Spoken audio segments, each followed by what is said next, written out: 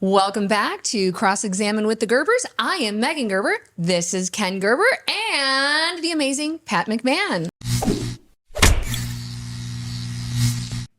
For 35 years, the characters of the Wallace and Ladmo Show lit up live studio audiences and living rooms with television sets across Arizona.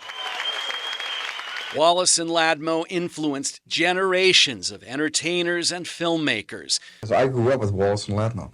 None more notable than a young Steven Spielberg. He called the dressing room and they put it through, and we heard on the speakerphone,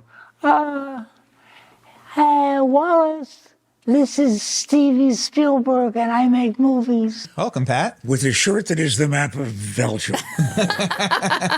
No, listen, if I had known that it was such a tremendous professional studio here and your home property, I would have shown a little dignity. No, listen, I am so excited about doing this. But the studio is pretty special. Well, thank you. We're very proud of it. And so are you guys in my life, not only because of law work, but also because of the world of music that we all share. Yes, yes. Well, we can't thank you so much for being here. And it's the day after your birthday. Happy birthday to you. Is that cleared, by the way? Is that cleared by the union that you can do that? Is it? Did you clear it? How does that work? All I can tell you is if it isn't, we will all be in court in the morning. Do you have an attorney? I don't. Do you know one? Yeah, I know one who has a pet prehistoric monster that is a pet of the family and used on television every once in a while. Yes, runs down Camelback Road. Yeah, and I don't think he's been paid yet. That was a fun commercial to do. We loved having you do that. It was a great commercial. Well, what else is going on in your lives besides being able to come over here? I love the way Pat sits down at our podcast and starts interviewing I love it too. After how many years on TV interviewing people, you can't help it. Well, I don't intend to take over. No, I don't mind it. I love it. Pat, you're amazing. It is a you habit. and Duffy both. It is a habit that my wife, Duffy, just can't stand. Well, because when we go to dinner, I wind up interviewing the busboy. I love it. And I do it because I'm really interested. Where are you from? Oh, listen, I lived there for a while. Is this before or after the Dole drink, the pineapple Dole drink? Do you interview them? Dole, right? Oh, the Stoli Dole. Do you interview them before or after the Stoli Dole? I was wondering who it was that I interviewed named Phoning Hornaberg. The Stoli Dole. You know what? They don't call it.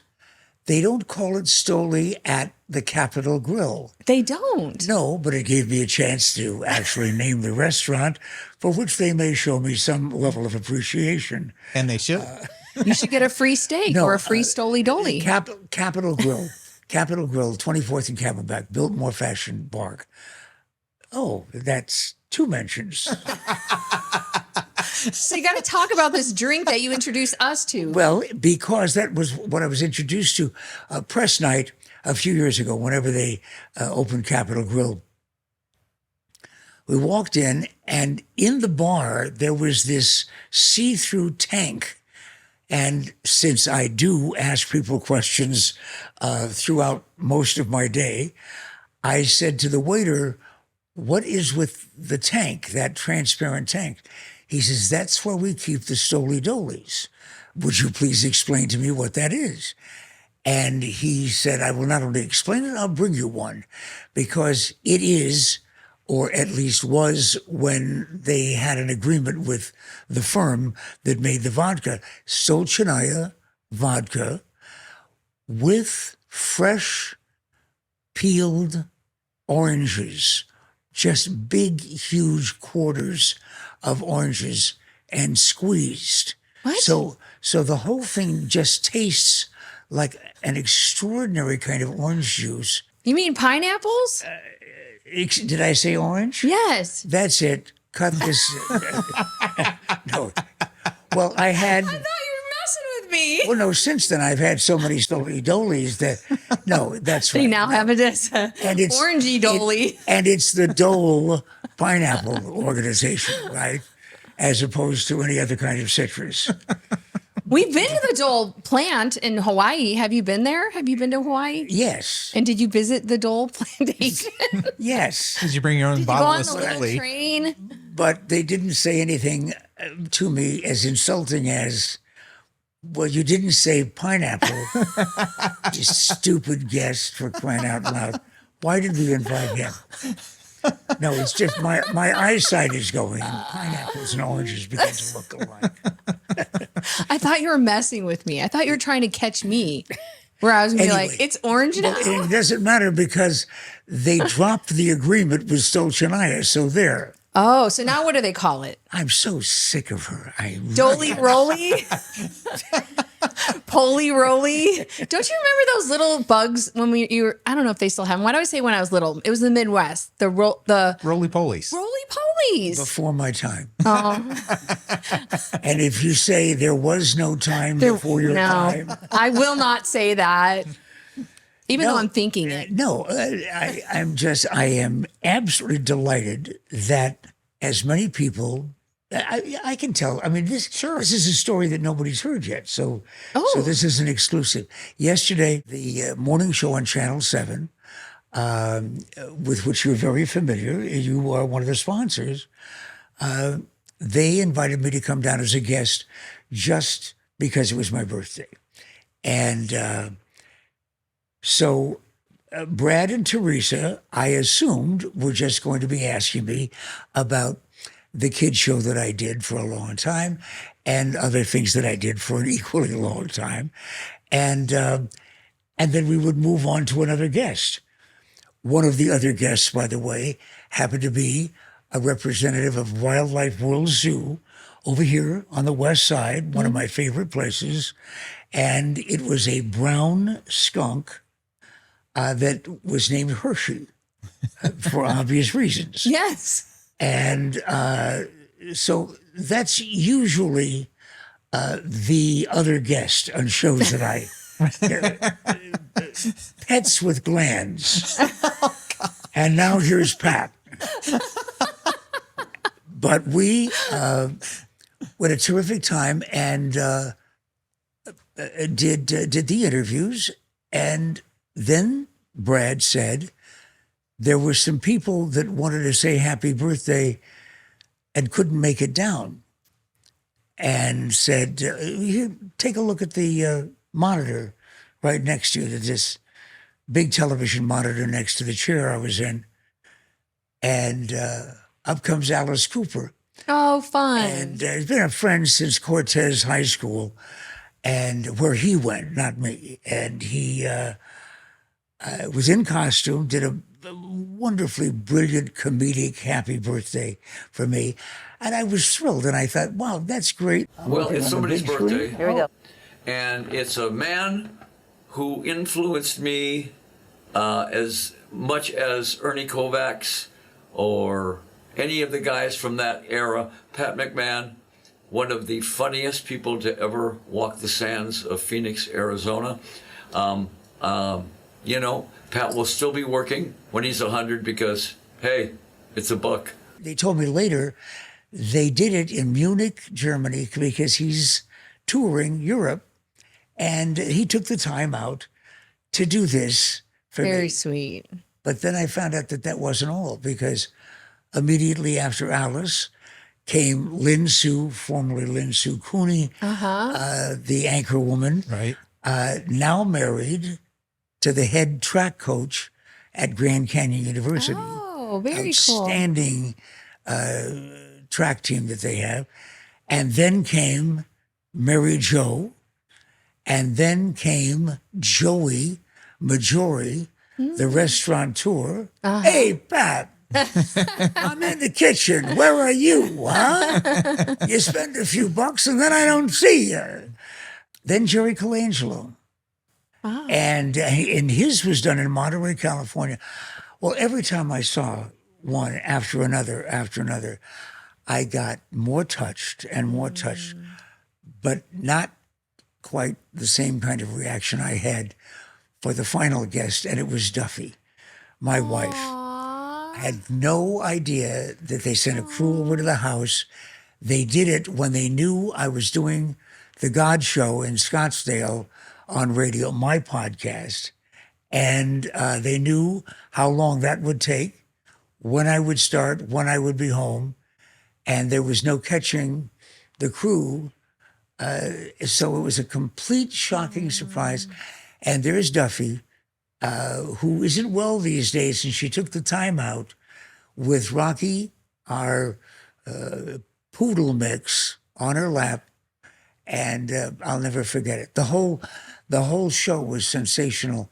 But those moments, those people really got to me, mostly the last one. I love course. that. We love Duffy. She's so amazing.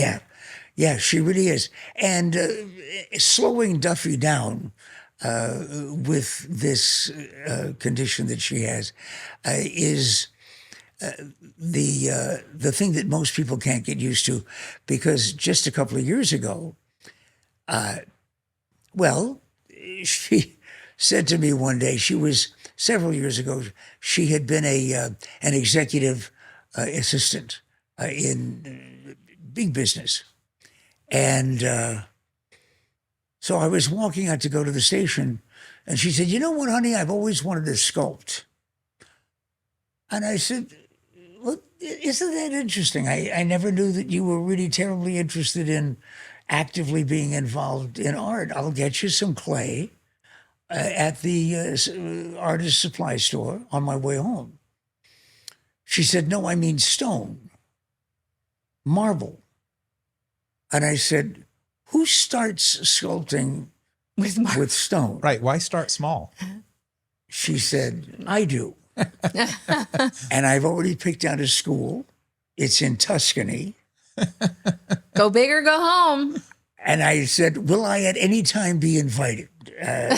She said, "Yeah, after I finish school, come over and pick me up, and we'll go someplace in Europe, and I'll tell you all about my life." How long was the school? 6 weeks. Oh. And at the foot of the mountain that has the white marble that Michelangelo did David with. Can I have that phone number, Ken? I think I'm going somewhere for 6 weeks. We have several of her pieces still at home. But she became really well known as a sculptor, and galleries, art shows, did it 15 years. And then her doctor said, "You can't do that anymore because this is almost gone and you won't be able to lift a cup of coffee, rotator cuff." Sure. Because that's a tough of the marble work. Wow. And her reaction to that. And I'm doing this because I want you to know Duffy and how slowing down was not a part of her life. She said, "You will not be able to sculpt anymore after 15 years and great success."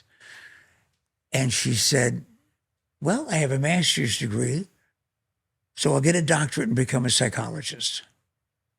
Yeah, that's Duffy. Yeah, she just, one thing stops her and then she's going. She's not stopping.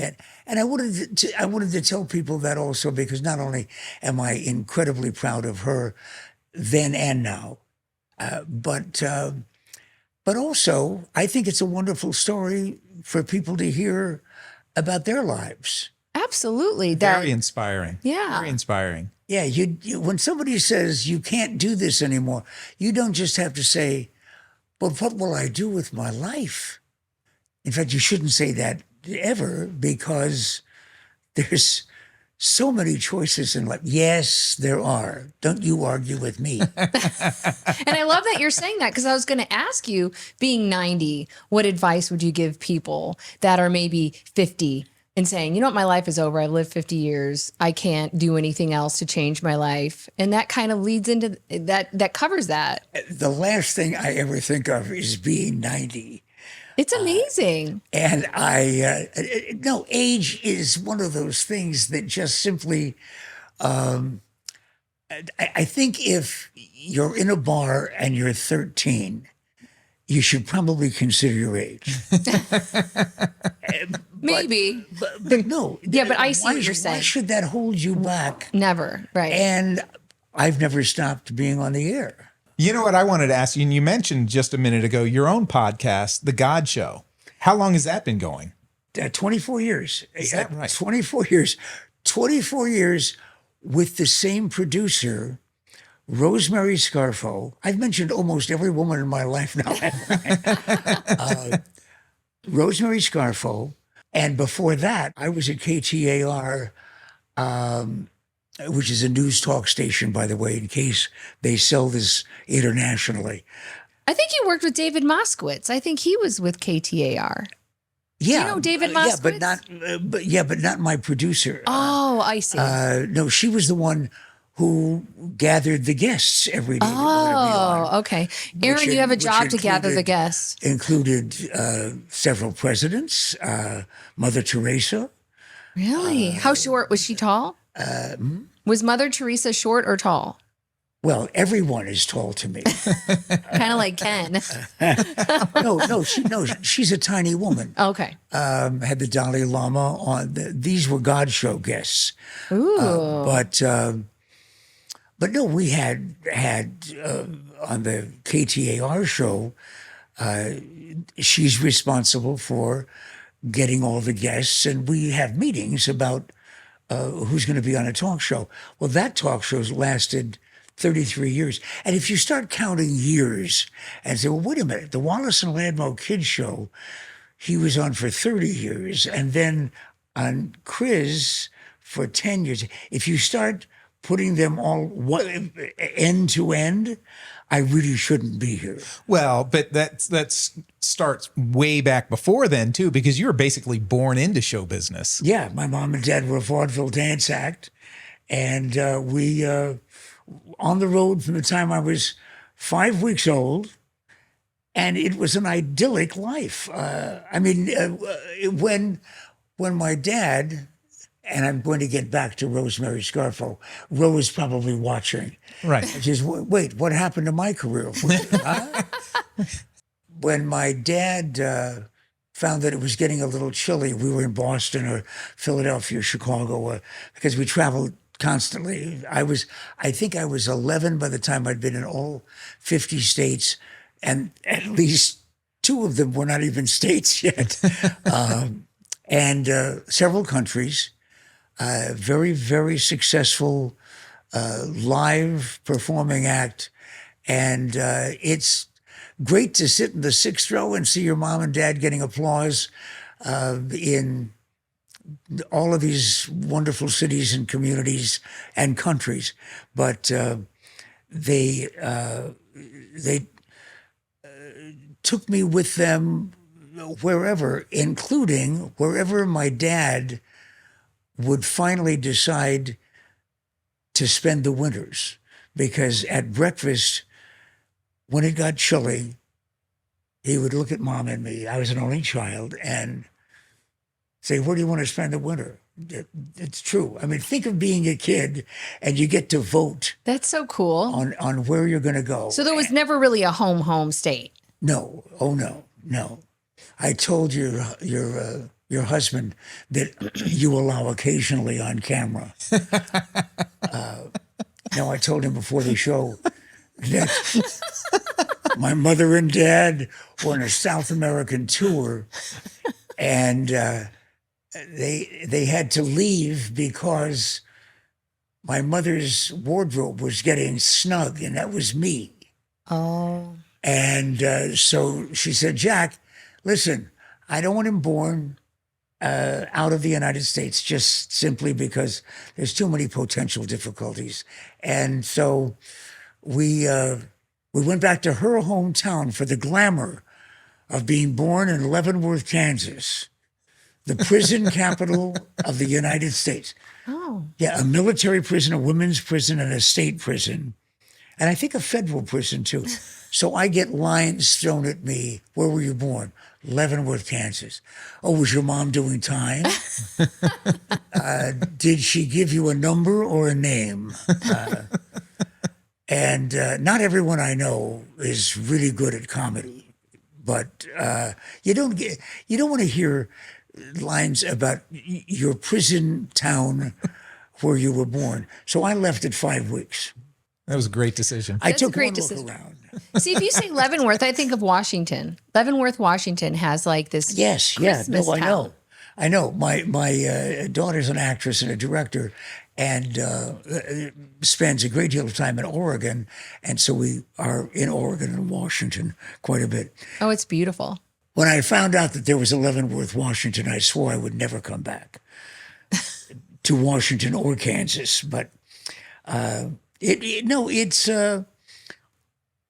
it's terrific to be able to have visited so many places. And then when I grew up, I never stopped traveling and got a chance to see a lot of the world. How'd you actually end up in Phoenix? It's an even longer story than I just told. I'll do the brevity version. I went to college in Iowa because I had gone to high school in Iowa. I just liked the Middle West. And my parents finally, after homeschooling through my entire grade school year, said, you probably ought to find out what a classroom looks like. And so they sent me to a school like Brophy in Des Moines. And I boarded there and went home to wherever it is home was during the summer. And but I liked Iowa so much I went to college in the Quad Cities in Davenport and started broadcasting there.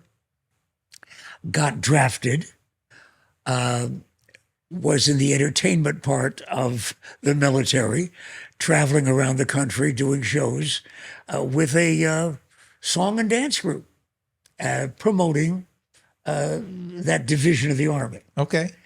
And so I've really never had to do anything particularly serious and loved every moment of it. But after 2 years, I was drafted. After 2 years in the military, they allowed me to leave. And I said, where do I want to shake the khaki off? Oh, wait, springtime in Phoenix, Arizona. That sounds good. And I had been stationed in Colorado where our rehearsal hall was. I mean, there's soldiers out here saying, what a schmuck. For crying out loud, did you ever have to work for a living? Yeah, and most of it was a lot of fun, including when I came to Phoenix and just fell in love with the city. And another story. I rented a place when I first came here because it had a pool, and that's how you get rid of the khaki. And it had a television set in the living room, and I turned it on the first day that I got here. I swear to God, the first thing I ever saw on television was the Wallace and Ladmo Show. Is that right? Really? Boom, up came these two guys, and from the costumes, you could see that it was going to be a kid's show. And I said, oh, no, not one of those sappy kids shows. Just, hello, boys and girls. Brush your teeth 3 times a day. You do that really well. Oh, no, I mean, Captain Kangaroo, neat guy, did great things for kids, but not a lot of laughs. Right. And these two guys, all of a sudden, are doing comedy about the sales department, making them stop doing live spots because they weren't showing proper respect for the clients, the sponsors of that show.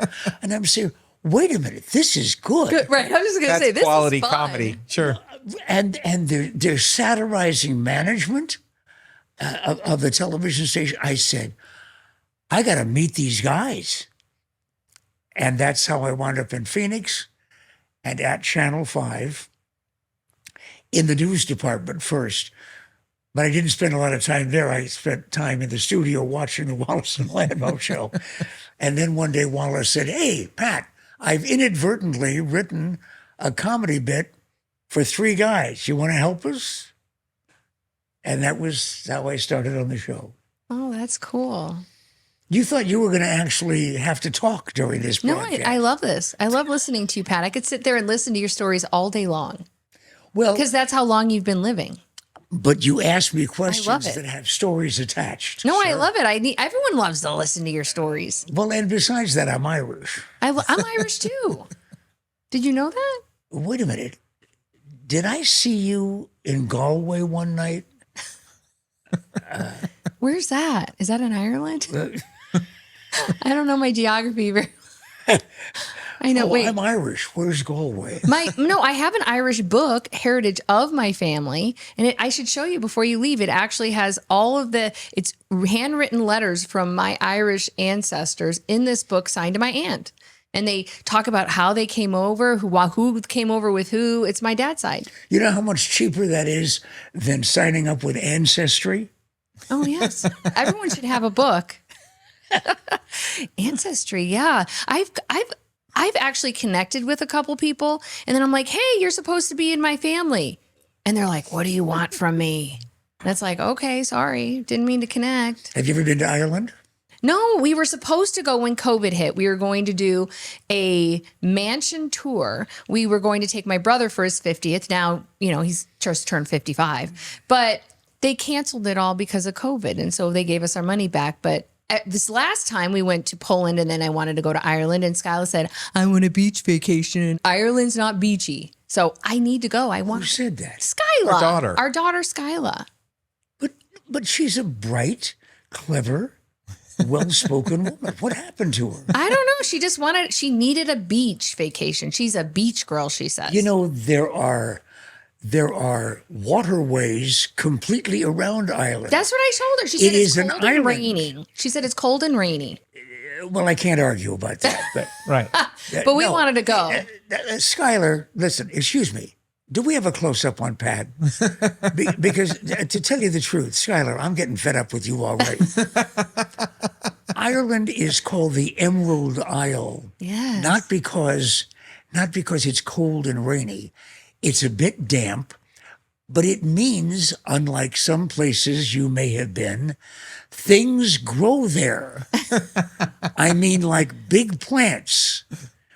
And it is one of the most beautiful places you will ever see. And if your parents find this broadcast entertaining enough, they may decide to pay for a trip for me so that I can show them and the family, Skylar, the beauty and the natural wit of the Irish. I like it. I like that. That's a great idea. We should do that. No, you've got to see it. It is not because of the fact that it is a part of my ancestry, but when people get back on the plane at Dublin Airport, most of the time Dublin, and they're going up the ramp, they're planning their next visit. Oh, I'm sure. My maiden name is Burke. So Megan Burke. Sure. Southside Irish girl and from Chicago. So that's, What side of town in Chicago? Cubs or White Sox? it was White Sox. Oh, poor baby. Yeah. It was, and I have a funny story about that. I decided I was going to do a youth group at our Catholic church.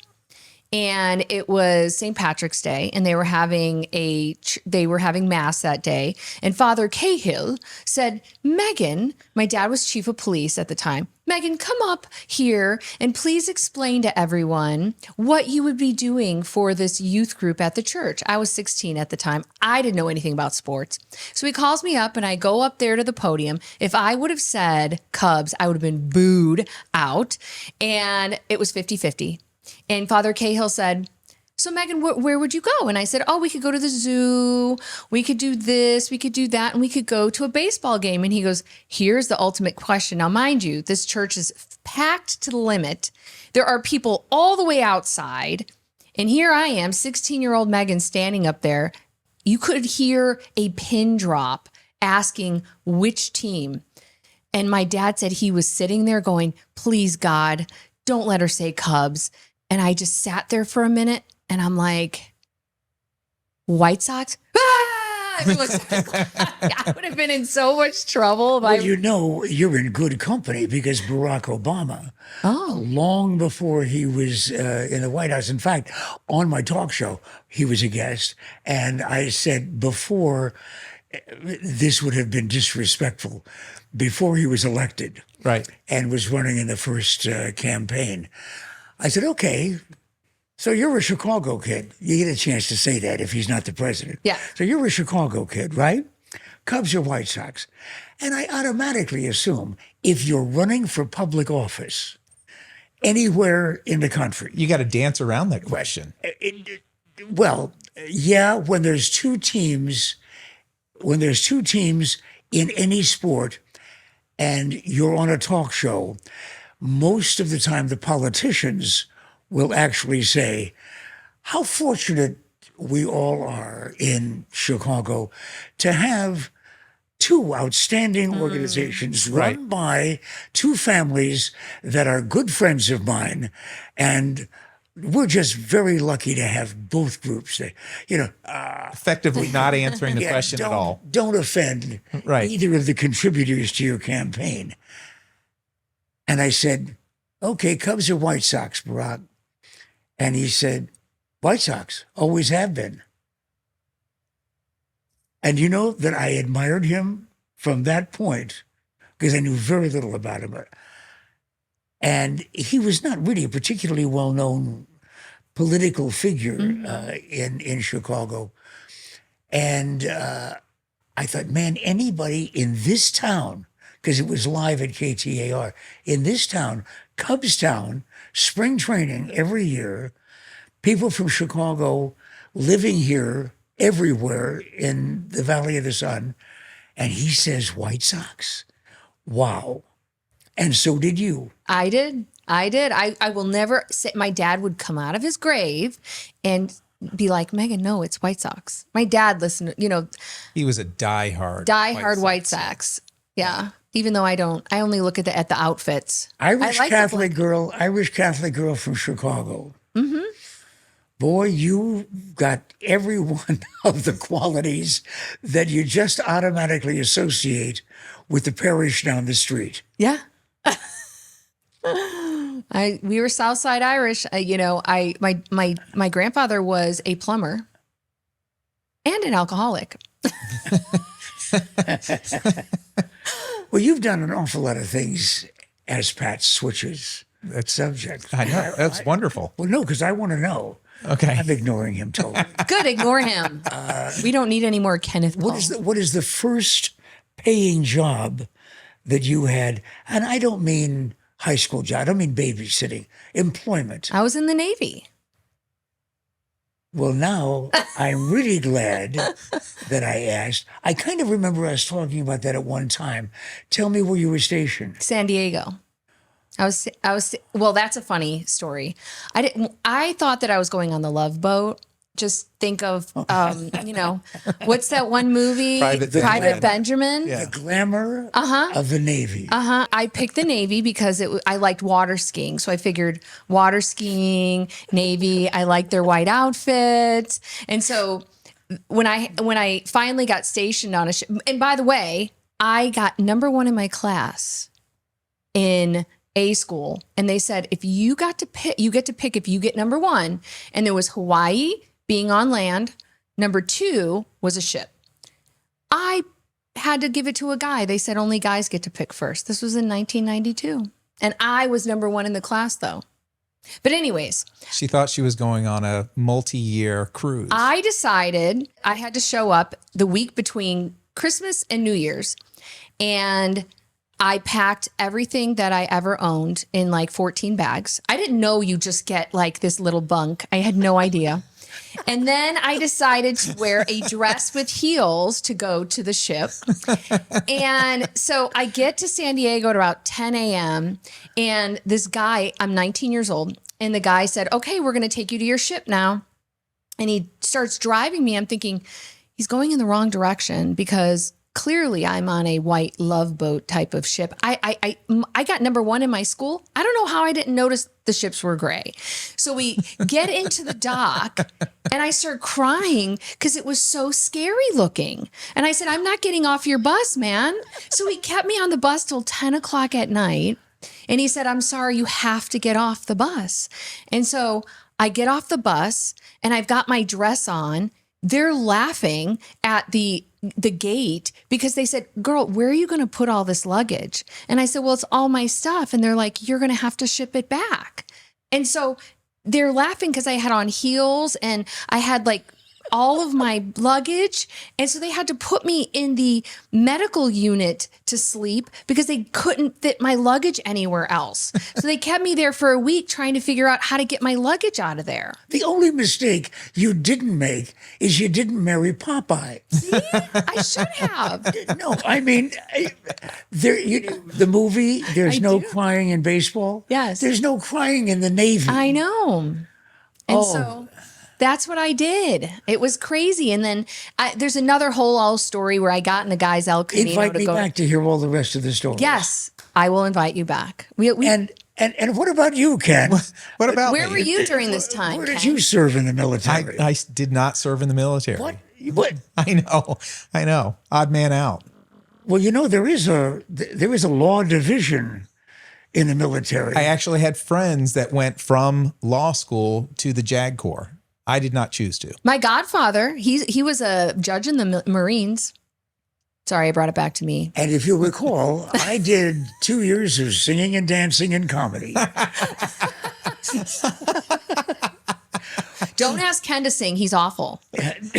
He sounds like a dead cat, or a cat that is about dead cats. Don't can't do sing. what? Ken can't sing. That's a true statement. I He should not ever sounds sing. like legit. We tried to do karaoke. You better shape up. Yes. My brother is like his biggest fan. And he's like, "No, Ken, you can sing." And so he went up there to do karaoke, the boy part. And Bill goes, literally, Ken should keep his day job. He sounds like a dying cat. Are you aware in law books it's very, very clear? Lawyers don't have to be singers. No, they do. They have to sing their clients a lullaby. When did a judge ever say, "Excuse me, please, on behalf of your client, give me a little Alice Bluebound"? We just made that a law. I am the judge and I would like some singing.